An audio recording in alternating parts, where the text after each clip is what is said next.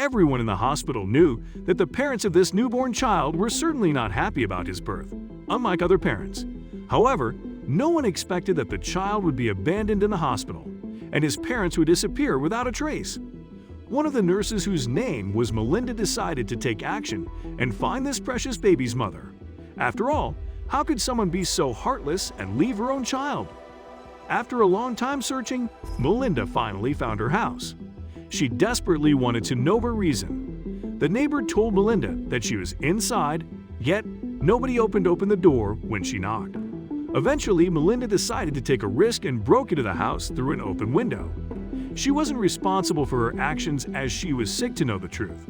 When she entered the house, Melinda faced the mother of the abandoned child.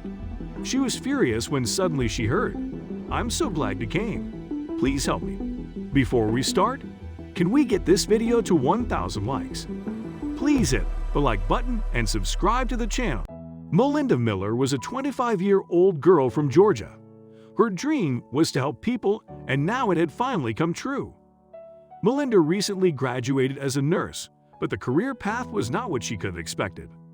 Melinda found a job in a hospital in the city where she studied. During her studies, she encountered many medical institutions, and this hospital was the smallest of them all. She had always dreamed of taking care of others and was excited to start a new job. Melinda enjoyed helping people and wanted to make their lives better more than anything else in the world.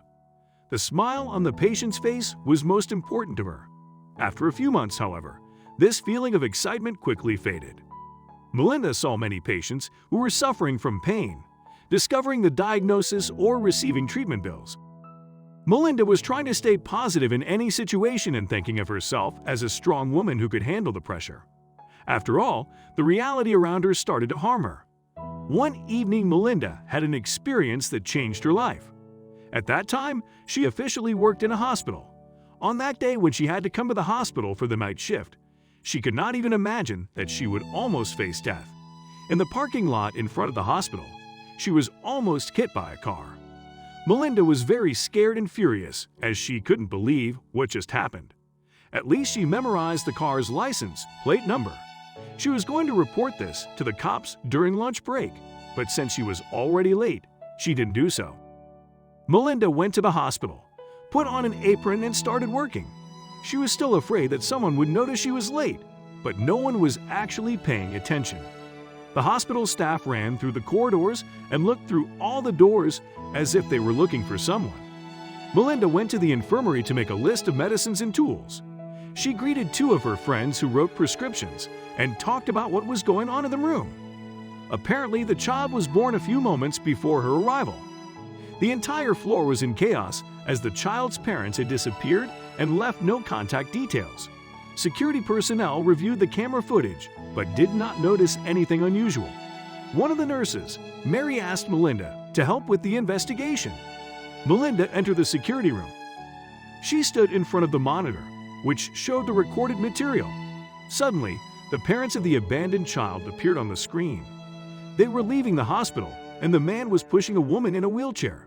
They left the building and got into the car. In the last shot, the car can be seen speeding far beyond the field of view of the surveillance camera. Melinda was shocked. She instantly understood that it was the car that almost hit her. Unfortunately, the cameras did not capture the incident. Melinda told Mary that she had information that could help find the couple. Mary decided to call all the nurses to discuss what they should do. The nurses were discussing the situation and trying to find the best solution. Most of them agreed on calling the police, although they didn't believe that the police could do anything. It was clear that eventually the child would be adopted. If the parents left so suddenly, they did not want the child to be in their lives.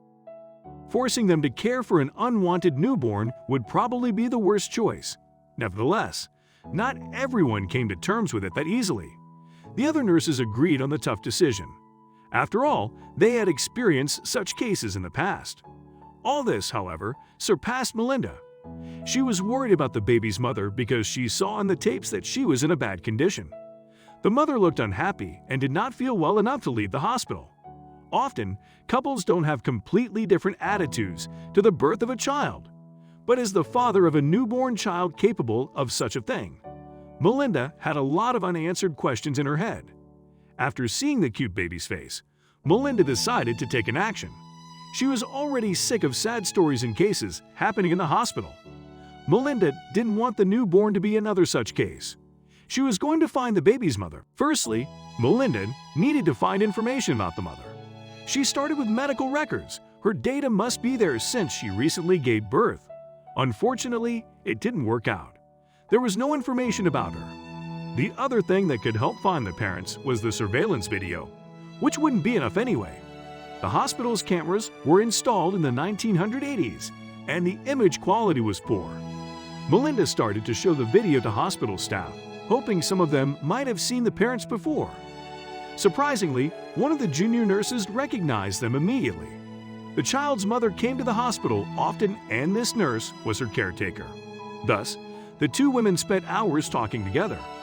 The woman always came alone to visits, so the nurse thought she would be a single mom. She was surprised to find a man with her that day. Melinda understood that the woman was forced to leave the hospital and she wanted the baby. This made her more curious. She found her name in the system within minutes, Samantha P. This was all Melinda could find. There were no narratives of her family, age, living address, and background. Melinda expected to find the address of the woman. Despite this setback, she had a plan B. Melinda had a photo of the license plate of the car, which hit her nearly to death. She took a photo right after she was almost hit. Melinda reached the police and asked them to trace the car. She found out that the car was registered on a certain David M. Mame. The police had a picture of him because he had previously been arrested for a misdemeanor.